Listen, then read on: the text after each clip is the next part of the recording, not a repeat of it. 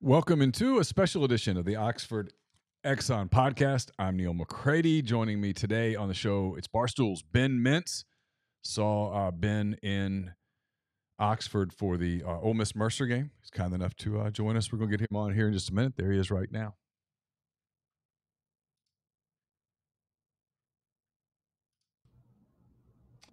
There's Ben. Ben, I've never done it this way where I record and bring you in. So that was the little, I learned something new today. So you're there you go. Always evolving. You were my guinea pig. Appreciate you. Hey, appreciate you being happy on. to do it. Here, let me shut. I'm gonna shut this blind because I think I got a little light. Okay, go ahead and you can do it. I'll tell you real quick while Ben's getting that set up. We're brought to you by. We're presented by Twisted Tea.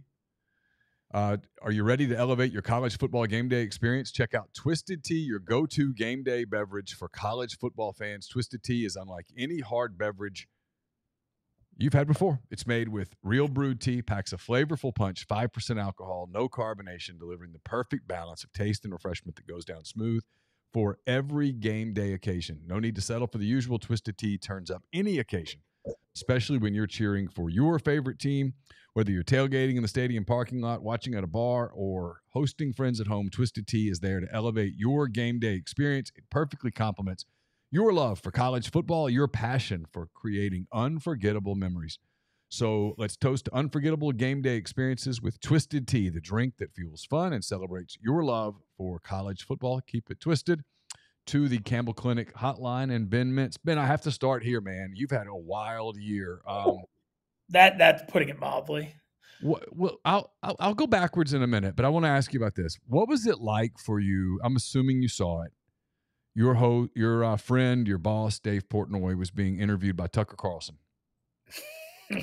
And Tucker Carlson and Dave Portnoy are talking about you and about the role you sort of not play, but the role that you sort of represent in some of the things that go on in American society, American culture these days. You are a touchstone moment in the eyes of Tucker Carlson, in the eyes of Dave Portnoy, in the eyes of a lot of people, self included, who watched that interview.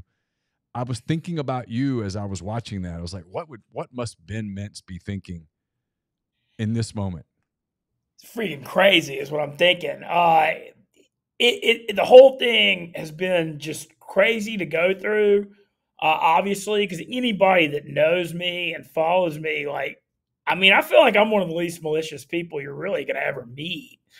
And so it's like an ironic thing where I feel like maybe I was where the cancel culture stuff went too far. And it's just wild because I stay as far as I can out of politics. I'm here for entertainment, and I just slipped and made a mistake. I don't know what to say. It's funny not to interrupt you, but you say that, and I've known you now for 3 years. You and I've kind of known each other pretty well. Yeah. I have no idea regarding your political leanings. No clue. Now, everybody knows mine, but I have no idea what yours are. And that go ahead with your story, but I was going to interject. Yeah, my point is I just try to stay. My thing with it is I just try to stay out of it. And obviously everybody knows what happens. I was just reading my phone and I slipped on something and I instantly knew it. I instantly apologized. There was no maliciousness. There was no anything. It was just I made a mistake on camera in the heat of the moment, and I owned it. I instantly apologized. I tweeted apology, whatever. I didn't mean anything by it. And it was a wild couple days after that happened because Dave Portnoy, so what happened was immediately when that show was over, Dave called me and calmed me down because I was freaking out, obviously. And Dave was like, look, just go apologize. It's going to be okay. He was super calm with me on the phone, though. Was not yelling. He knew I was upset. And the next couple of days were real interesting because, I was freaked out for a few hours, but I kind of calmed down Monday afternoon. I was like, look, anybody that knows me knows I just, slipped. It's not, a malicious thing. And then I sent, an email to our CEO, Erica Nardini, a pretty buttoned-up 4-paragraph email Tuesday, apologizing. Obviously, I didn't mean to put you in the spot. I'm honored to work at Barstool, et cetera. And she sent me back, you made an idiotic but very honest, stupid mistake. Don't ever do it again. And so right when she said that, I'm like, okay, I'm not going to get fired. And then on Wednesday morning, this is May 3rd, Dave calls me. And Dave calls me. He's like, look, me and Big Cat, me and Dan and Eric all just like laid it down. We don't want to fire you. We know you just made an idiotic mistake, and it's like not, whatever. And he's like, but I don't know what Penn's going to do. And right when he said that, I'm like, I'm getting fired, because that was him calling me, kind of washing his hand, like giving me a warning. And then Erica, our CEO, FaceTimed me that afternoon, like literally almost crying, emotional, telling me when I was let go. And I was actually calm when it happened, because I just believed, like in my heart, I have a lot of good relationships, and like anybody with any common sense could see there was no intent or maliciousness. But it was just wild to go through something to where this whole thing's been crazy. And so the May was interesting, but I had a lot of job offers and stuff, because I was worried at first. I was like, man, I got to get my poker game sharp, because I'm not going to be able to get hired for 3 to 5 years after this current climate. Can we back up a second? Yeah, you can, whatever you want to ask. So you get fired. They didn't want to fire you. I watched Dave's emergency press conference thing that day, and it was obvious that it was completely sincere. That this was not something he agreed with. It was not something he wanted to do. He thought it was something that was going to hurt Barstool.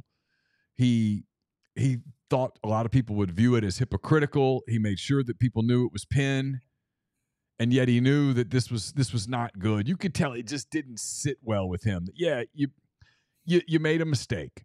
You can call it a stupid mistake. You can call it an idiotic mistake, whatever. A mistake's a mistake, but there's a difference in a malicious mistake and a mistake. People make mistakes. You say something wrong, something comes out of your mouth wrong. You use a word that like, it almost happened to me the other day with a word that I'm not going to say it now, not the N word, but a different word where I was like, oh, I don't think you can say that in this era. And I caught myself with, I don't think you can do that. And it was a different word. So I'll leave it at that. But what blew me away was the vitriol on social media. A lot of people defending you, but a lot of people attacking you. They didn't even know you. They knew nothing about you. And all of a sudden they want to paint you in that corner. And it really pissed me off watching it. I was like, wait a minute. This guy's a teddy bear. He's just a nice guy. He's got this crazy good story, and he's worked really hard, and he got this opportunity, and he busted his ass, and this happens, and people were celebrating your quote demise, end quote, and it just really bugged the hell out of me, and it just felt wrong. I'm curious for you, what was that like? Because I gotta guess it hurt your feelings. Well, the hardest part for me is Googling my name and seeing like the first thing you see is me and that slipping, and like, so everywhere you look, like I'm going to be associated with that the rest of my life. And that was the hardest part for me, because anybody, like literally the week before I ran that 10K and raised like 50K for child cancer for hogs. And like everybody saw that. And like, I mean, I feel like people know, like, I do everything I can. I'm not saying I'm no saint. I never act like I am. Of course. But I always try to give back and help causes. I mean, I do everything I can on that front. And, like, I believe in that. And so that part is what really hurt me the most, is, like, anytime you Google my name, I'm just associated with that. As far as the vitriol, overall, it actually wasn't as bad. I know that there were a lot of people that came at me, but, like, the far left and African-Americans both really didn't. And I was actually surprised. And I actually, in public, like the way I handled it, I was like, whatever. You could sit around and mope and be depressed and think, woe is me, and play the victim, or you can just get on with your life. And I'm not into this victim culture, or I don't live my life like that. And so I was actually out that whole week at Jazz Fest, and I was just like, you know what? I'm just going to get on with my life. And I mean, you would have thought people thought I was dead. I mean, I must have had 400 people come up to me, like saying sorry and stuff. I'm like, man, look, I made a mistake. I lost my job. I don't have cancer. I'm not going to die. Like, it's going to be okay. And I think people were like shocked that I was as upbeat as I was as I went through it. But the vitriol online, I mean, yeah, people were all over me, but it wasn't as bad as I thought. Because the thing was, Penn fired me like catering to the mob, but the mob never came. And I mean, I must have had like 30 or 40 African Americans who barely even knew me in the last 2 or 3 months come up to me and just say, I know what happened to you, and that is a damn shame. It's ridiculous.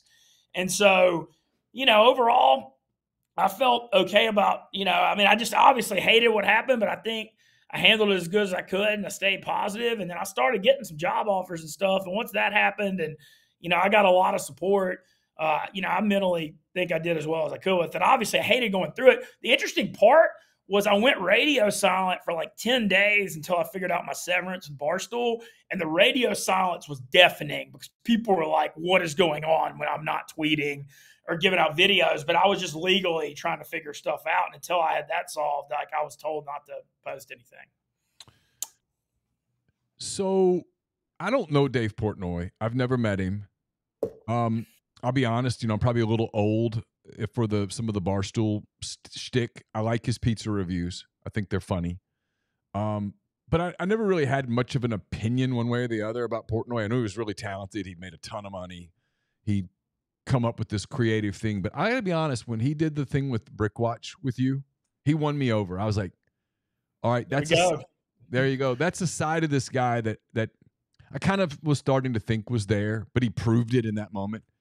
Like this is a guy with a big heart. This is a guy who thought, my friend got wronged. And I know he says, Ben Mintz, he's just this big goofy idiot or whatever. Oh, but Dave loves me. But he loves you, and you can tell that he genuinely loves you and he considers you a friend. And when he did that, I was like, this guy's got something to him. Like this chapter, I remember telling my wife, I'm like, this story's not over. There's more to come here. I didn't obviously know what else was coming, but I'm curious for you that you kind of got emotional when that happened. You had other opportunities. What was it about that one where you're like, you know what, I'm going to stay with these people? Oh, I mean, I couldn't leave Dave for him to create, because after what happened, well, you could tell it set bad with him with Penn. And when he invented a new job to keep me, I mean, how could I go away from that kind of loyalty? And then, and also you're in the media business like I am, man. It's all about relevancy. There's nothing more relevant than working for Dave and Barstool too right now. And for him to create that job, I knew, I was like, I have to stay. It was a no-brainer. And, so I jumped at it. He actually called me too. So I announced I was getting fired on May 3rd. He called me. I signed my severance on Barstool on Friday, May 12th. He called me the next day. I mean, May 13th. And I knew I was going back to Brickwatch for 18 days, but we decided to do it as drop it on my 40th birthday because we both thought that was awesome. And I want to do it for the Gleason statue to give, him some love. But I knew for 18, actually for once, because I have such a big mouth, only 10 people knew I was doing it. I kept actually stayed quiet.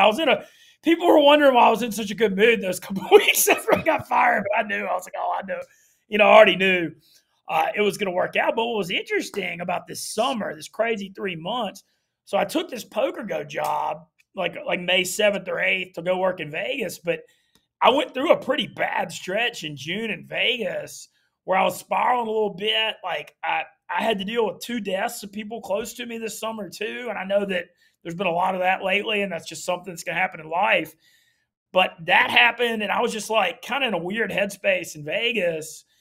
And, I was never that into it, but I was hitting the nicotine pen a lot, which had kind of crept up on me, which is something, obviously I don't want to do. And, I just wasn't exercising, and I wasn't eating healthy, and I was getting my ass kicked in poker, and it just wasn't going right in June. And then in late June, I kind of had a moment where I was like, okay, we're putting a stop to all this right now. And I threw away the nicotine pen, and I started low carb late June. And now, I mean, this is the best I've looked in 10 years. I'll say this, I'm more excited about the health stuff maybe even than Barstool right now. I mean, I'm running 10 miles a week. I'm lifting. I got a trainer. I'm at the end of week 11 of low carb. I'm in an XL shirt. To anybody who watches this, you and I have talked about it, I just can't be more encouraged about it. Because I've always, had a lot of gifts in life, but I fought this health thing my entire life. And to just be so encouraged on that right now.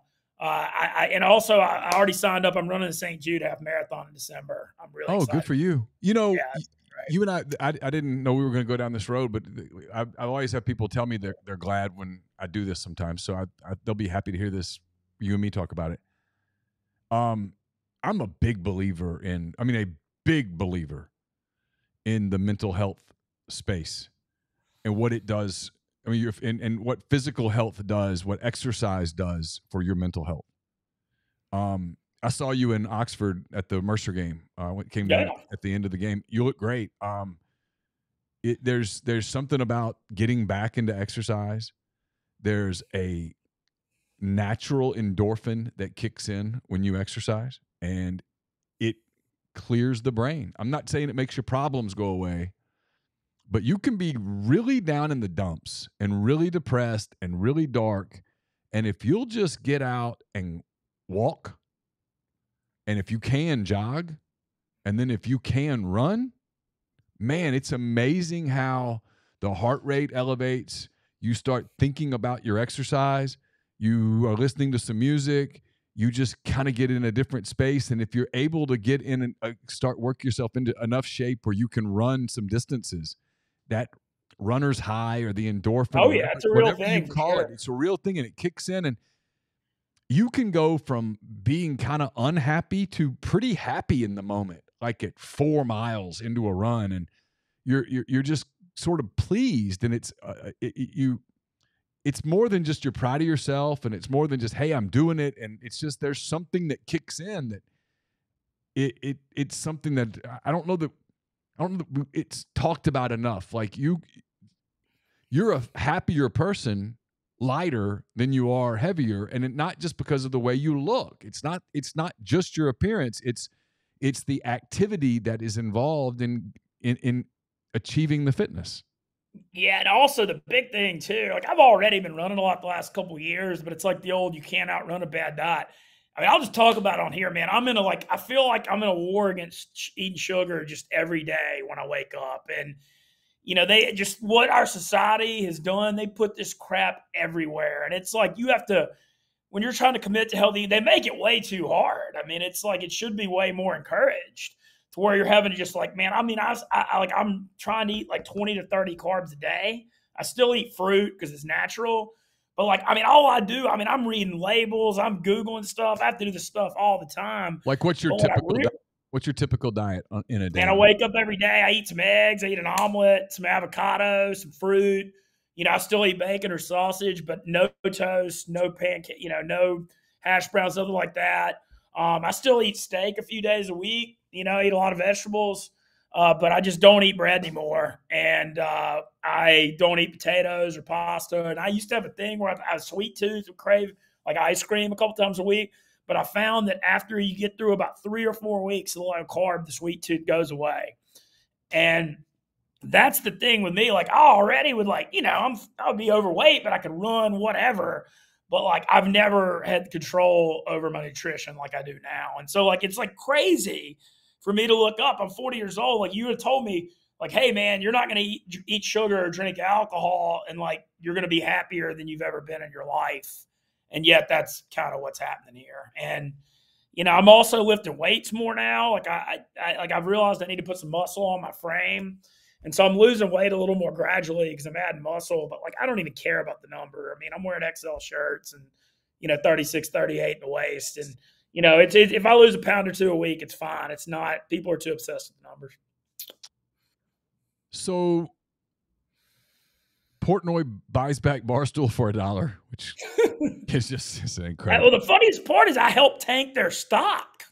That was the craziest part about it all. And I know it may have not been just me, but when they announced my firing that next morning, the stock went from $32 to $24. I mean, like, I can't believe, like, I'm not saying I was the only reason, but I helped move the stock market. That is wild.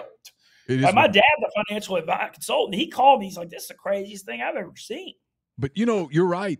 People are tired of, not all people, but the majority of people. I'm telling you, there's this quiet majority that is afraid to say anything.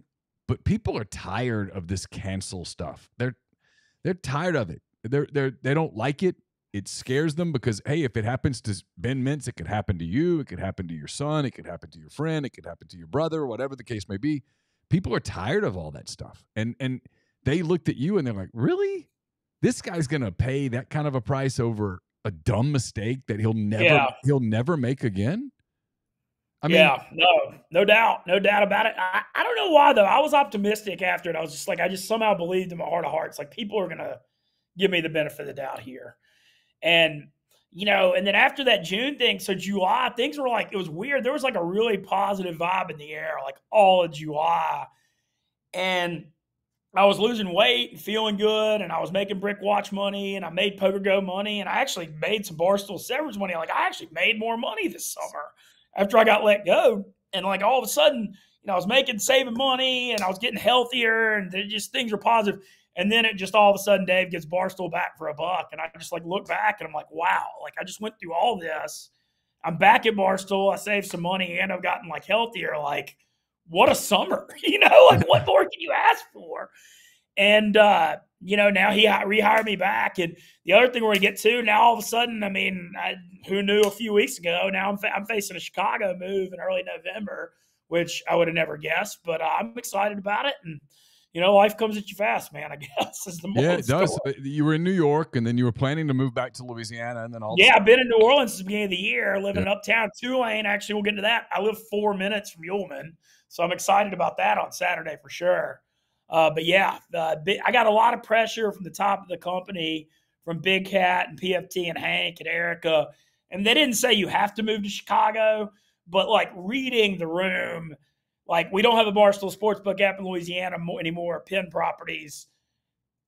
Pretty obvious they want people in the office. So I decided I just needed to do it. Where's the office in Chicago? West Loop. It's going to be opening in mid-October, supposedly. And they were trying to get me to come early October. I was like, no, like I'm going to enjoy myself during football season. And I got him to agree to early November. Big Cat and me had like a big talk. And he was like, you have to be here by the stream of the Bears Saints game on November 4th. And I said, deal. Okay. So yeah, and I've only, I know you're a Cubs fan. I've been up there a couple times the last couple of weeks.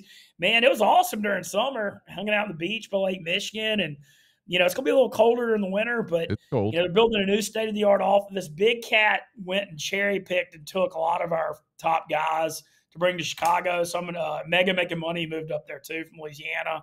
So it just seems like the obvious move. And I told him, like, look, I still want to go to the South a lot. He's like, that's fine, whatever. So I think we're going to make the best of it. And, I better just buy more winter clothes because it's going to be a cold winter. That's for sure. Yeah. I mean, I love Chicago. I've never lived there, obviously. I've been there a lot. I've run the marathon there a couple of times. I've been to Cubs games a gazillion times. I love the city. I haven't been back since 19, but it's a cool place. It always felt like it had a vibe to it that I really liked. I know that people talk about that with New York. I always kind of, for some reason, liked Chicago better. And it might just be as simple as the Cubs. It might be nothing but that. But there was always something about, I don't know. I just like that town. I'd go up for the convention, or I'd go up. I'd cover the Saints playoff game, NFC Championship game. I was at that too. Many years ago. And I just like the city. I know it's cold in the winter and all that stuff, but you're going to get weather anywhere you go, cold, hot. I mean, I lived in Mobile where the heat was just suffocating in the summer, and it just wore you out. Well, yeah, New Orleans, I spent 4 days there this summer on purpose to just dodge it. So, yeah, you're right. It's going to be whatever. It's going to be everywhere. But, I'm encouraged. Look, the New York thing is crazy. They're charging $5,000 a month for 1,200 square feet apartments. Like, unless you make $500K a year, like, how can you get ahead with that? It's crazy. It's madness. But Chicago, the cost of living is not as bad. So that's kind of the key. All right, let's talk some football. You were at Ole Miss's game against Mercer. You, I presume, will be at the Tulane game on Saturday. What's the mood like in New Orleans around this game? I got to think for Tulane, this is one of the biggest home games maybe in their history, certainly in the history of the new stadium. I got to think the people there are just jacked for this game. Yeah, they are. And this is kind of one of those games. I hate to say this, but this reminds me of some of those Ole Miss Memphis games in the Liberty Bowl a little bit. Oh. Like, it just because you're playing like Tulane, they got a top 25 SEC school rolling in. They're coming off their 10-2 Cotton Bowl year. They came back at USC. This is like a Super Bowl for them. And so they're going to be jacked. Obviously Tulane's only 25,000 people. So I'm not going to sit here and say we're not going into Death Valley. Ole Miss isn't going into Death Valley here. But it's just always weird when you're playing a team that how much this game means to them. And Ole Miss beat Tulane, 62-21 2 years ago when Tulane was on the road for Ida. I heard some kind of weird stuff behind the scenes. A lot of Tulane people are upset with their locker room and some accommodation stuff in Oxford too. Like there was some weird stuff I kind of heard that they were mad about. And I don't know what that means, but they may want revenge. Who knows? But this just seems like one of those games. If you're Ole Miss, I don't care if you win this game by 1, 3, 7, 30. You just got to get in here and gut out a win on the road because it's you're playing a top 25 team with a lot of experience that's going to be fired up. This isn't good. I mean, and I'm very encouraged by Ole Miss this year. I think they'll be good. I just think this is a super, super tricky game, and it's not going to be easy at all. What are your expectations for this Ole Miss team? I think this team's going to be really good. I mean, obviously it's Mercer, and so you can only take it with a grain of salt. But, I mean, I just appreciate this Kiffin era because, I mean, I used to go to the Coach O and Nut games. I mean, Ole Miss used to score 17 points against FCS schools. You know, I know that it's, like, taken for granted that they can run it up and score in the 70s now against Mercer, but, like, it hadn't been this way for long. And so I want to just give Lane props, and I hope people appreciate that. As far as this team goes, look, I have a lot – I like what Pete Golding – is bringing to the defense, especially on the talent level. He's doing great with the transfer portal and recruiting. I mean, it's one of those things, the schedule, just the road games this year. I mean, you at Tulane, at Bama, at Georgia, at Auburn, at Mississippi State. That's the toughest road schedule I've ever seen, ever, because Tulane's good. And then at Auburn with Freeze and at the Egg Bowl are going to be just insanely tough. So, if Ole Miss could get to 8-4, I would say a very successful year. Because the schedule being tough, but I think they're going to be way improved from last year. Last year we saw the 7-0 start, but it was against a cream puff war schedule, and down the stretch they faded. But I think the path this year is like you either got to go undefeated or lose one at home, and then just try to got to beat Tulane and maybe win one or two of those other road games. I just don't see how you can expect to win any more than 2-3 on the road this year. I think is a victory with that schedule. So the line, as we have this conversation fairly late in the afternoon on Thursday, the line is Ole Miss -7. The money line is Tulane plus 250. So obviously the money line for Ole Miss is -310. So obviously the Vegas believes Ole Miss is going to win the game, but the number has moved down a little bit, 7.5 to 7. What do you think of this game from a betting standpoint? From a betting standpoint, look, I never bet against Ole Miss ever. But there's no way I'm laying 7 on the road here. I mean, I'm a hard pass. If Ole Miss wasn't my favorite team in my school, I would be looking at Tulane as a home underdog. But my gambling style, anybody that knows this about me, I don't like betting road favorites in these spots, whether it's Ole Miss or just doesn't matter. These are the spots that are sneaky. I find that through the years of gambling, these are the kind of games when you're laying points on the road like this that really burn inexperienced gamblers. So, my thoughts on this game, I'm not laying 7. I'm not betting on it. I just hope Ole Miss wins. I mean, I think my prediction's Ole Miss 34-28. But, I don't care if Ole Miss wins by 1. They got to just pull this game out somehow. Like I said, you can tell I'm a little concerned about this one. This is a tough one. Yeah, you are more concerned. I think it's going to be an easy win for Ole Miss. But I'm good. I'm glad you – well, the thing is with Tulane, I thought they were going to regress a lot. Because they lost Tajay Spears, who we're going to see on Sunday in the Superdome for the Titans. They lost 2 really good linebackers. But then South Alabama, who I know you were high on, came Womack. I like South Alabama. I took a plus 6.5 for Tulane, and they got the crap kicked out of them. Yeah, they just played badly, too. Tulane had receivers running free in the secondary everywhere.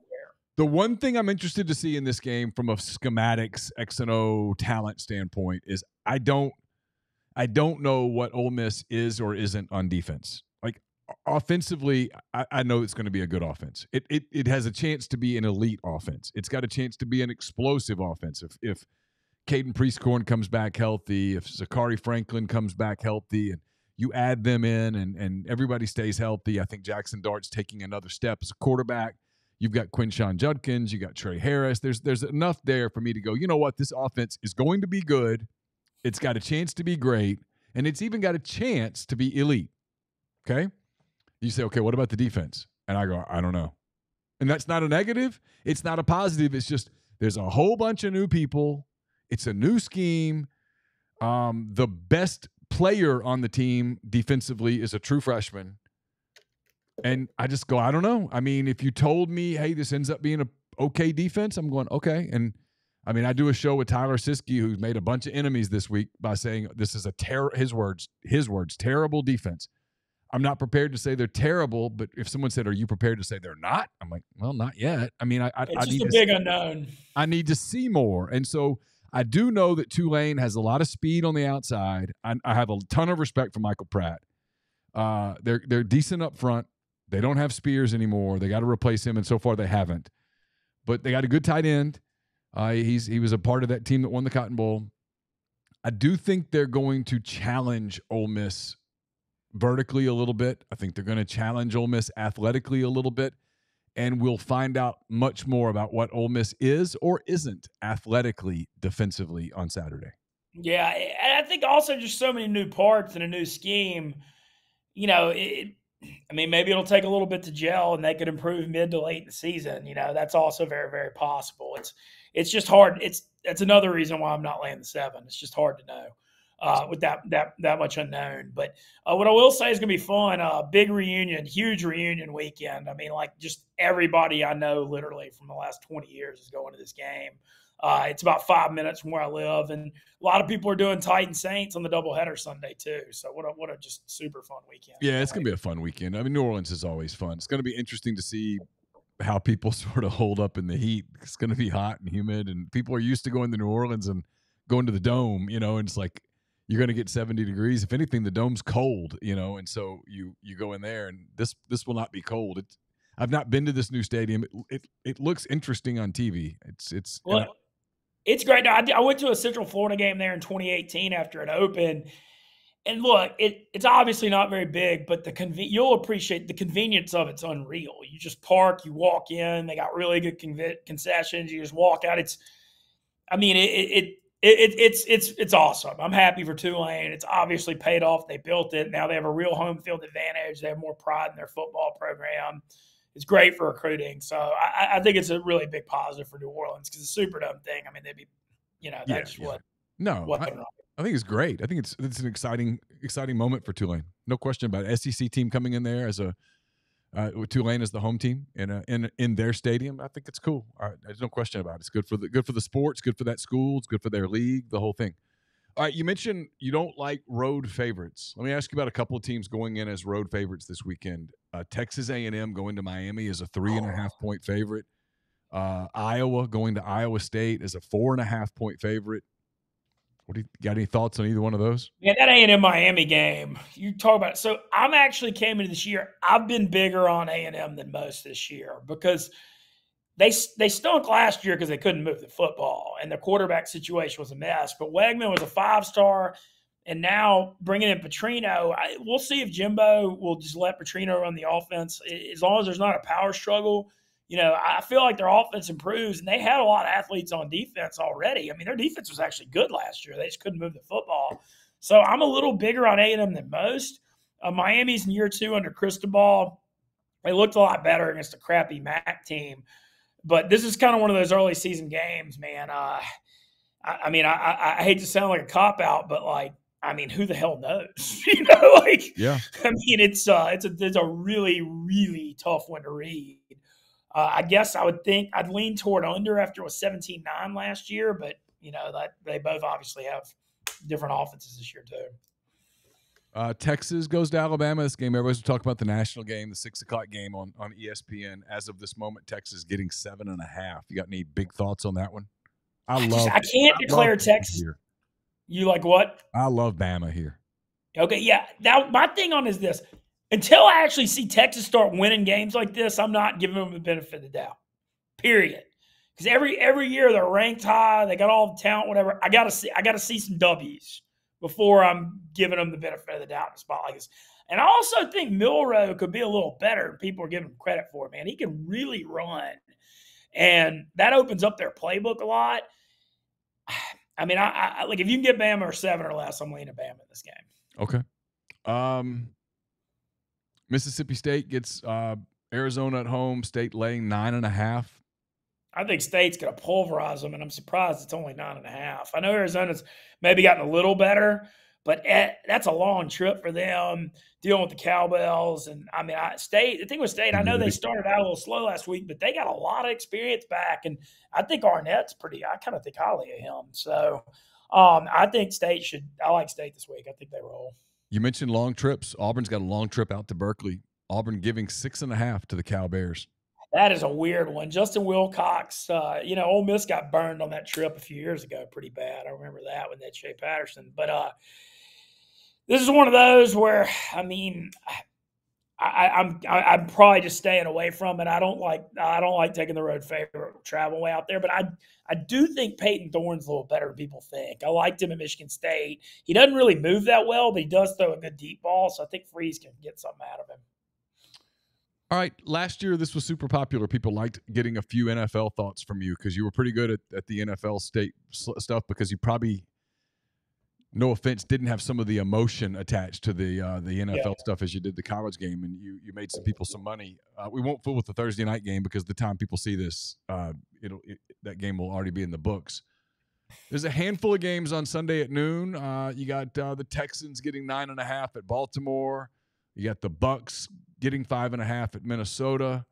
The Niners giving 2 at Pittsburgh in a game that I like. Another game that I like, Cincinnati's a 2.5-point favorite at Cleveland. Jacksonville giving 5 at Indianapolis. The Saints there in New Orleans at home giving 3 to the Tennessee Titans.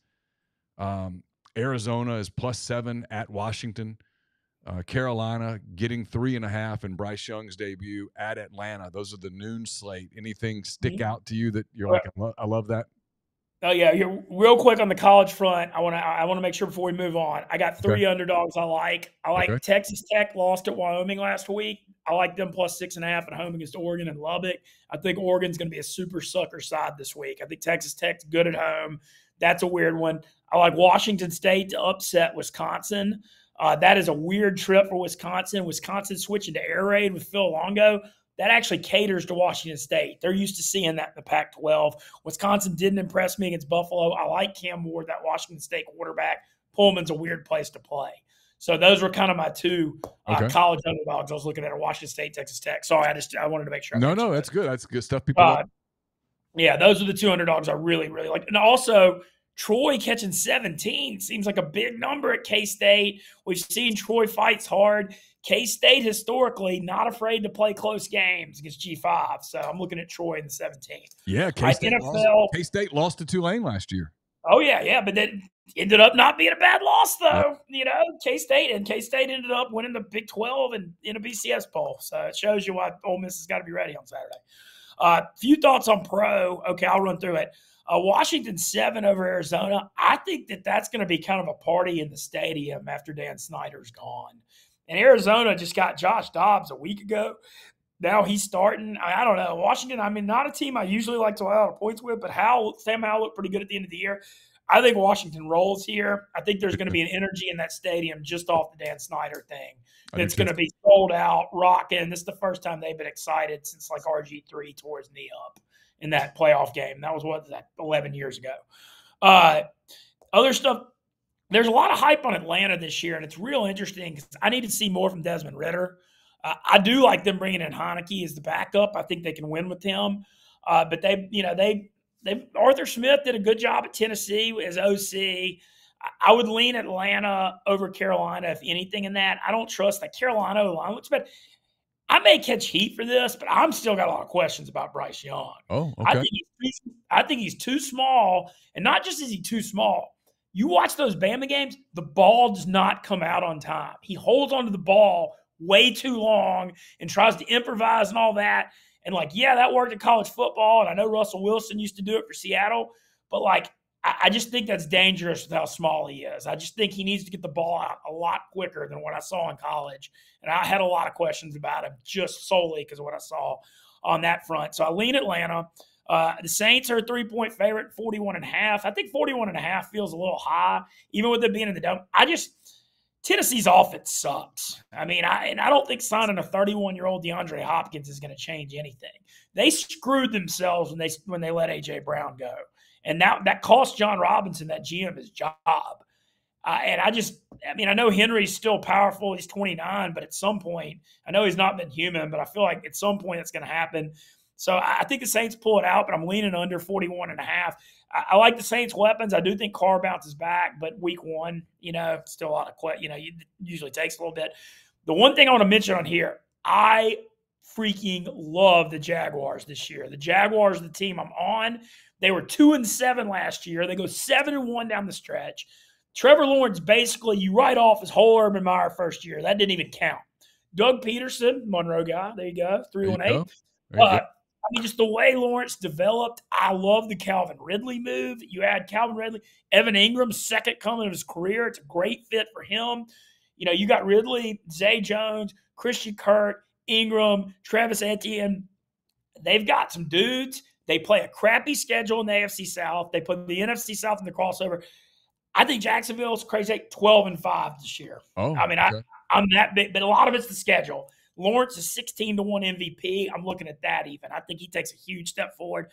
They should kick the crap out of Indy. Anthony Richardson, it's going to be interesting. He can run. But look, call me old-fashioned. Look, and I'm no scout. I don't claim to be a scout. But you know, my buddy always taught me this. You know what I like when evaluating college quarterbacks, whether they're going to be good in pro football? Do they win football games? Yeah. Richardson went 6-6 at Florida and completed 53% of his passes. Lost to I know Vanderbilt. he can run, but man, he was so erratic throwing the football. He's going to struggle to throw for 100 yards a game this year sometimes. And so I think Jacksonville could come in. I'm not normally a road favorite guy, but I think Jacksonville makes a big statement there. Cincy, Cleveland, I don't really know what to think. It's a rivalry game. Watson looked bad last year. We'll see if he steps back forward. And then the 49ers and Steelers, I'm looking at under 41.5. Okay. Purdy is supposed to be healthy. I know a lot of people like Pickett, but man, those teams play defense. And I think this is just going to be an old school slugfest. All right, we got some 325 games. Philadelphia goes. Oh yeah, last one. I forgot to mention. I think the Ravens destroy Houston. Terrible spot for C.J. Stroud to have to play his first NFL game on the road against Baltimore. And no one tears it up in September like Lamar Jackson. It's true. Beginning of the year, when he's healthy, he goes off these first few weeks. But then when it starts getting a little colder, he gets a little banged up, he slows down. And the Ravens made a real sneaky offensive coordinator hire, getting Todd Monken for Georgia, who looked unbelievable. Yeah. I think that's a good little sneaky hire by them. So I think the Ravens, I'm not normally one to lay a lot, but I think it's going to get bloody in that game. All right, we got the Eagles. 325. We got Eagles at New England. The Eagles laying 4. The Dolphins go across the country. They play the Chargers. They get 3. Green Bay and the Packers renew that NFC North rivalry. Green Bay, a 1-point underdog, their first game in the Jordan Love era. The Rams go up the coast to play Seattle. The Rams getting 5 in Seattle. The Raiders go to Denver for the Sean Payton era. The Raiders get 3.5 at Mile High or Invesco or whatever the hell they call it now. The Eagles-Pats is the hardest game to handicap of the week to me because the Eagles 4, I know the Eagles are going to be public. That one I've had real problems figuring out all week. But also, I tell y'all I don't like taking the road favorites. Rams-Seattle, 46.5 is too high. Cooper Kupp's going to be out. Look, I know Geno was this big bounce-back story last year, and he ended up with these great ratings and stuff, but he was on fire early in the year. They couldn't score down the stretch. And so these Rams-Seattle games usually are a little lower scoring. I like under 46.5. They're two teams that are familiar with each other. Seattle's never been able to block Aaron Donald. He always torches them. So I just think that 46.5 is way too high there. I actually, believe it or not, like the Bears a little bit because I like Justin Fields. Okay. I mean, that's the college thing. I mean, he won in college that Clemson playoff game. And, we saw his legs last year. I've always thought DJ Moore is underrated. I thought that was a good move by them, finally give him a receiver. I think he's got some better weapons. I'm not going to even pretend to know how Jordan Love's going to be, but I do know I don't like the weapons. I don't like Christian Watson's a little banged up with a hamstring. I thought last year when I watched Green Bay, man, they just, after they traded Adams, they just didn't have the dudes anymore. And that's kind of one of those games where the Packers have owned the Bears for so long. The Bears want to win. That's like it's a little bit of a Super Bowl week 1 for them to finally get them back. So I actually like the Bears laying 1 there. Raiders, Denver, I'm on under 44.5. I love Sean Payton, as does any Saints fan. But the Russ thing, I don't know if he can be saved. I mean, it's what I saw at him last year. I mean, it wasn't good. But I do think Denver has a good defense, and I don't believe in Garoppolo either. So I think 44.5 is too high. I actually think that's a game where you almost could bring the under down to like 38.5 at 2 or 3 to 1. I could see that game being like a 2017 type game. Miami and the Chargers, I like over 51.5. I think this thing could get wild with both passing attacks and all the weapons they've got. Keenan Allen and Mike Williams, who are never healthy, actually healthy to start the year for the Chargers. Herbert's good, and Tua also healthy to start the year. I feel like that game could get kind of a little crazy. That's my thoughts. Am I crazy to love the Giants on the Sunday night game? New York getting 3.5 at home against Dallas. I'm on them with you. Brian Dable. The man can coach football. And Daniel Jones took massive step forwards last year. He's good with his legs, too. Giants are tough at the line of scrimmage on both sides of the football. I like the Giants plus 3.5, too. I mean, I feel like that's a pick'em game where you're getting 3.5. And, a lot of people are on this Giants regression thing this year, but I like them more than people think. Their over-under's only like 7.5, 8 wins. Yeah. I think they're a 9-10 win team. I like them. Oh, yeah, I do, too. I think they're good. Yeah. I know they need somebody to step up at receiver. They got Darren Waller at tight end. I don't know if that's going to work out or not. He's athletic. At least he's a skill matchup thing. But yeah, I think the Giants are going to be pretty good. And getting 3.5, I mean, I'm on them with you too. All right, last one, the Monday night game. We got the beginning of the Aaron Rodgers era in New York with the Jets. The Jets at home entertaining the Buffalo Bills. The Bills a 2.5-point favorite in a game that a lot of people are going to really overreact to on Monday night when it's over. Yeah, man. Well, okay. So this one's been tough on me all week. The Bills actually were shaky on the road last year. The Jets actually beat them last year, 2017. Yeah. When I don't even know who was starting at quarterback. I think it might have been Zach Wilson. It was Mike White. Oh, it was Mike White that game. Okay. Well, either way, like the Bills. So we talked about why Brian Dable is doing so well for the Giants. I thought the Bills really suffered without him, going from him to Ken Dorsey as OC last year. I know they still score a lot of points, but I don't think it was the same. But it's also the Jets, Rodgers' first game. I feel like the Jets will improve as the year goes on. Kind of like, I mean, I'm not saying they're going to do what Brady and the Bucs did his first year, win the Super Bowl, but they kind of were struggling early and got better, which I think is very possible. But I think I'm Jets here or nothing. Okay. That one.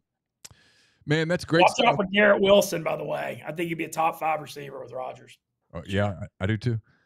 Hey, I appreciate the time as always. I know you're gonna have a fun time this weekend in New Orleans with all the Ole Miss people coming down. I hope you get a chance to visit with everybody. I'm so excited about kind of the next chapter for you, and super hopeful we can kind of do this on a regular basis. Oh yeah, no, I always love coming on here. Hope we can do it weekly. Yeah. I'll also be back in Oxford for the LSU weekend too. So. Okay, cool. All right, yeah, Ben. Thanks for having me. Yeah, thanks for spending some time with us. We certainly enjoyed it. That's been Mintz. I'm Neil McCready. That does it for this edition of the Oxford Exxon podcast. Have a great weekend, everybody. If you're driving to New Orleans or anywhere else, please be safe, be careful, and we will talk to you again on Monday.